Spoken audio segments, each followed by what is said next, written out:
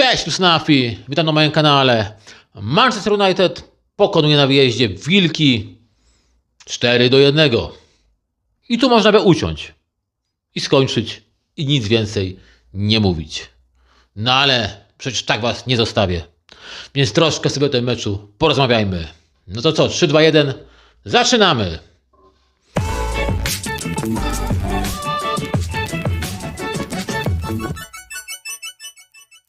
A więc jak powiedziałem, pokonałem Wilki, czyli Wolverhampton 4-1 na wyjeździe. I wiecie, wynik dobry, można powiedzieć bardzo dobry. Ale też należy pamiętać to, o czym mówiłem w poprzednim filmie. Że to jest tylko Wolverhampton, które zdobyło 2 punkty do tej pory. I tutaj już trzeba wrzucić kamyczek do ogródka naszej drużyny za całą praktycznie pierwszą połowę. Druga połowa była całkiem niezła, chociaż brakowało tam momentami również ładu i składu, ale ogólnie wyglądało to nieźle w porównaniu z pierwszą połową. Natomiast pierwsza połowa dla mnie była tragiczna. Dla mnie ta połowa była tragiczna. A dlaczego? Dlatego, że może dobrze w ten mecz weszliśmy, ale z upływem czasu gdzieś to z nas uciekało, gdzieś chaos wkradał się w naszą grę. Mówię tu cały czas o pierwszej połowie. Chaos się wkradał w naszą grę. Później gdzieś znowu odzyskaliśmy, że tak powiem, kontrolę nad tym wszystkim. Może to jest duże słowo, kontrola. No ale umówmy się, no coś tam kontrolowaliśmy. I dzięki temu czemuś, dzięki też dużej pomocy zawodników Wolverhampton, obrońców Wolverhampton, strzelamy bramkę 1-0 w dość też taki komediowy sposób, bo Kuna za wszelką cenę nie chce strzelić bramki i nie chce pogrążyć swojej drużyny byłej, zaznaczam byłej drużyny. Podaje do Bruno, ten gdzieś się zabiega, poślizga, przewraca, ale ta obrona Wilków jest tak nieudolna, że jeszcze zdążył się podnieść, zdążył tą piłkę zabrać, uderza na bramkę. W momencie, kiedy uderza na tą bramkę, pośliznął się, gdzieś tam upada, gdzieś tą piłkę w sumie trącił bardziej niż uderzył, ale mimo wszystko ona gdzieś koło tego bramkarza przeleciała, wtoczyła się do bramki. Mamy 1-0. Można powiedzieć. Worek z bramkami się rozwiązał. No i cóż, jeśli być sprawiedliwym, to ten worek się rozwiązał, ale dla drużyny Wilków, jeśli chodzi o tę pierwszą połowę. Bo to Wilki doprowadziły do remisu. A jak to się stało? Ano tak, że zbytnio oddaliśmy pole Wolverhampton. Zbytnio daliśmy to pole. Ja wiem, że założenie pewnie było walimy ich z kontry. Przejmujemy szybko piłkę, walimy ich z kontry. No ale myśmy się tak cofnęli, że momentalnie po prostu gdzieś ten obraz gry się tak zmienił, że no po prostu my tam się w tym polu karnym czasami gubiliśmy. Gubiliśmy krycie, gubiliśmy zawodników Wolverhampton. No i z takiego jednego zgubienia padła bramka. Pewnie gdybyśmy mieli jakiegoś, wiecie, że tak powiem, pomocnika, takiego, który wie, o co chodzi, grając w tej pomocy, który wie, jak się tam gdzieś ustawić, jak coś przyblokować, no to pewnie ta bramka może nie padła, ale że tam był Bruno, który jak wiemy to nie jest jego pozycja, skończyło się jak się skończyło. Tam i Amat zawinił i troszkę Mbumo. Wielu zawodników tam zawiniło. W każdym razie no, wpisaliśmy się w historię tego meczu tak dość poważnie, bo Wilki strzelił nam bramkę, gdzie prawdopodobnie, nie chcę tutaj palnąć gafy, ale one do tej pory to jakoś tak niezbyt często strzelały i dość długo nie mogły strzelić bramki przeciwnikom, o ile się nie mylę. No ale my to im umożliwiliśmy i ten worek z bramkami dla nich otworzyliśmy. Na szczęście, nie wiem, czy zawodnicy poszli po rozum do głowy, czy trener na nich wpłynął. Druga połowa wyglądała nieco inaczej. I tam już od początku było widać, że dążymy, żeby strzelić bramkę na 2-1. No i później jak strzeliśmy te 2-1, wciąż dążyliśmy do kolejnych bramek. I tutaj też muszę wrzucić znowu kamyk. Tym razem nie do ogródka drużyny Manchesteru, a do ogródka Rubena Amorima. Bo ja mu nie odpuszczę tego. Ja mu tego nie odpuszczę, że w takim meczu, że gramy z Wilkami, które poziom, nie oszukujmy się, ten poziom to jest średniak Championship. To jest średniak Championship w tym momencie. Poziom Wilków. I my z tą drużyną no oczywiście wychodzimy hebenem, ale Joro siedzi na ławce. Gdzie powinien się zgrywać, tak? Bo wiemy, że Mazraoui niedługo wyjeżdża na Puchar Narodów Afryki. Więc powinien tam być gdzieś, tak? Joro. Kobiego Majnu próżno szukać. W takim meczu próżno szukać Kobiego Majnu, gdzie powinien wyjść w pierwszym składzie, powinien się ogrywać, powinien coś spróbować zagrać ciekawego. A nuż by to całkiem nieźle może wyglądało. Ja wiem, on dostał te ileś tam minut, bo wszedł w 77 minucie bodajże, ale wiecie co, mi się wydaje, ja nie wiem, to jest taka moja teoria spiskowa, że Ruben Amorim sobie pomyślał tak, no na tym po ostatnim meczu, w tym wywiadzie, tam na tej konferencji prasowej, no to tak cisnęli mnie, tak sobie pomyślał, cisnęli mnie z tym Kobe Mainu. No i tak, co tu zrobić? Wystawię go od początku? No to będzie, że mieli rację? A ja tutaj muszę trzymać się przy swoim, tak? Znowu w ogóle go nie mogę wystawić, bo też się pogrążę przy czymś, więc dam mu trochę zagrać. I wiecie, gdzieś to tak wyglądało, że że gdzieś takim tokiem myślenia chyba się kierował. To jest taki, jak powtarzam, taka moja teoria spiskowa na ten temat, ale no tak to wyglądało gdzieś. No i cóż, Lacey. No chłopie, no kurczę, znowu na wycieczkę pojechałeś. No niezmiernie mi szkoda tego zawodnika. Ja rozumiem, że od początku nie musiał wychodzić. Rozumiem to. No ale dajcie spokój. Druga połowa. Mamy już na przykład wynik 3-1. To jest doskonały wynik, żeby wprowadzić takiego młodego zawodnika. Żeby dać mu pograć, pobiegać, zapoznać się z kolegami z drużyny, ale tak wiecie, w grze, tak? Żeby oni jego poznali, jego zachowania. Tak się porusza na boisku. Treningi to treningami, ale mecz to jest mecz. Niestety nie miało to miejsca ani przy 3-1, ani przy 4-1. Ja myślałem, wiecie co, że normalnie się zagotuję, jak zobaczyłem nasze pierwsze zmiany i patrzę, wchodzi dwóch obrońców, Martinez i Joro.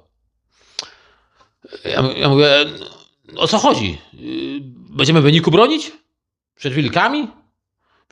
Przed drużyną z środka tabeli Championship? Przynajmniej poziomem? Mówię, będziemy w wyniku bronić? O co tu chodzi? No ale miałem nadzieję, że może później, z biegiem czasu, gdzieś dostał tą szansę, że tak powiem, o tej całej ceremonii debiutu. No niestety tak się nie stało. Musi czekać na kolejny mecz. Może w kolejnym wejdzie. Może. Chociaż przy Amorimie tego nie można brać za pewnik, że wejdzie. A raczej skłaniałbym się ku myśli, że on nie wejdzie i może zadebiutuje, jak pojadą zawodnicy na Puchar Narodów Afryki. Że może wtedy znajdzie się dla niego miejsce i dostanie, wysupła dla niego Amorim 5 minut. No to jest dla mnie skandal akurat. To jest dla mnie skandal, jeśli chodzi o wczorajszy mecz, że no, przy tak łatwym przeciwniku, który w zasadzie czasami przewracał się o własne nogi, my nie dajemy szansy zagrać młodemu zawodnikowi. Nie dajemy mu szansy wejść nawet na 15-20 minut. Mówię 3-1, już na przykład było, to już był spokojny wynik.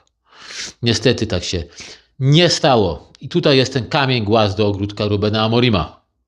No musiało tak być, bo ja już zapowiadałem tu i ówdzie, że ja mu nie popuszczę tych decyzji, tak? Ci, co mam wiedzieć, to wiedzą, że nie popuszczam. No i cóż, no mecz ogólnie taki, no mówię, wynik na plus. Mówię, pierwsza połowa chaos, druga trochę lepsza. Natomiast to, co tak zastanawia, no i też po części martwi. Ja nie chcę wyjść tutaj na narzekacza jakiegoś, ale powiedzcie mi, czy Amorim tak się czasem nie miota z tym wszystkim?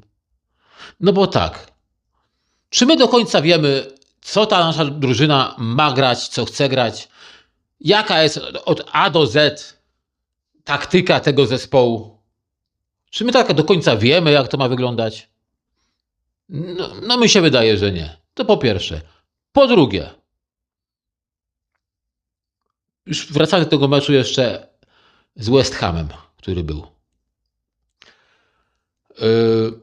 Wczoraj naprawdę dobre zawody zagrał Mason Mount. Wyszedł od pierwszych minut i naprawdę nieźle wyglądał. Zresztą bardzo ładna bramka. Bardzo ładna bramka. Natomiast chcę wrócić do meczu z West Hamem. Tam od pierwszej minuty go nie zobaczyliśmy. Nie zobaczyliśmy go. No i co? Zremisowaliśmy. Ledwie zremisowaliśmy z West Hamem. Mielibyśmy 2 punkty więcej, może gdybyśmy wygrali, tak? Mielibyśmy 2 punkty więcej. Mielibyśmy jeszcze bliżej do czołówki w tabeli. Niestety tak się nie stało. On się miota, mówię. Tutaj nie wychodzi w podstawowym składzie, tutaj wychodzi w podstawowym składzie. Wcześniej strzelił bramkę z Crystal Palace. No to usiadł w nagrodę na ławce, tak? I w następnym meczu z West Hamem wyszedł kto inny w jego miejsce, tak? No tak nie może być. No tak nie może być. Ja rozumiem, że tam Kuna powrócił. Ale no nie wiem, czy Zirkse tak nas wszystkich jakoś szokuje swoją formą. No nie. Ja wiem, że też tam bramkę strzelił z Crystal Palace, ale ktoś myślę, że wtedy w tym meczu przydał bardziej mobilny i tą osobą był Mason Mount. Natomiast mówię, to jest takie miotanie się Rubena Amorima z tym wszystkim. Nie wiem. Ja mam wrażenie, że on wciąż przeprowadza operację na żywym organizmie i wciąż nie może dojść do ładu i składu. Gdzieś wciąż nie może się połapać, gdzie jest serce tej drużyny, gdzie są nogi, gdzie ręce, gdzie głowa. Takie ja mam przynajmniej wrażenie, bo mówię, no cieszmy się z 3 punktów, 4-1, ładny, okazały wynik. Czy kogoś chciałbym jeszcze potem na przykład pochwalić? Tak się zastanawiam.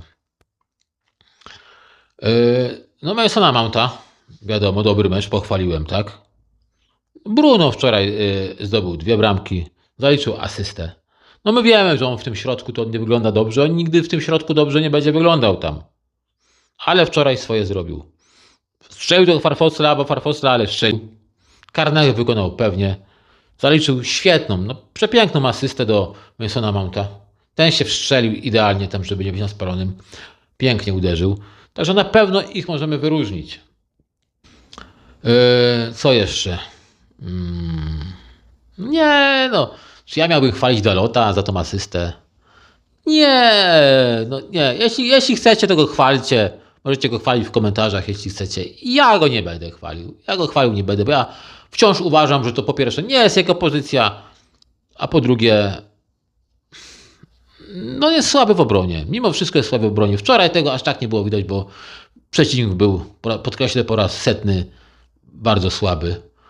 Ale ogólnie rzecz biorąc z mocniejszymi rywalami, no miewamy tam problemy. Także no nie będę go chwalił, chcecie chwalicie go. Okej, ma asystę, akceptuję go. Brawo dla niego, że w końcu dograł. Ale też wbiję mu szpileczkę, bo miał sytuację na 1-0. Nie wykorzystał sam na sam z bramkarzem. I cóż, można powiedzieć, plus i minus daje 0. Więc jestem neutralny i dziękuję bardzo, jeśli chodzi o tego zawodnika. No i cóż, nie wiem, czy jeszcze jest sens więcej o tym meczu tutaj rozmawiać. Bo tak naprawdę, no mówię, był i nikt o tym meczu już niedługo nie będzie pamiętał. Teraz nas czeka mecz z Borymów i tam zobaczymy, jak zagramy. Zobaczymy tam, jak zagramy, a takie poważniejsze, naprawdę poważne wyzwania, no to będzie Aston Villa. będzie Newcastle. No tam trzeba pokazać, na jakim poziomie się jest. Tam niech nam Ruben Amorim pokaże, co chce grać, jaką taktyką chce grać. A zawodnicy niech pokażą, jak pięknie realizują taktykę swojego trenero. No i cóż, tym akcentem będziemy kończyć. Jeśli Wam się podobało, zalajkujcie. Dajcie suba, jeśli tego nie robicie, a podoba Wam się to, co robię, moje filmy pomeczowe i nie tylko pomeczowe. Piszcie w komentarzach, co o tym meczu myślicie. Co myślicie też o tym podejściu Rubena Amorima do tych młodych zawodników, ogólnie do tych zmian, że nie dał szansy zagrać komuś innemu. No i ogólnie, jeszcze raz powtórzę, ogólnie piszcie, co o tym wszystkim myślicie. Trzymajcie się, na razie, hej!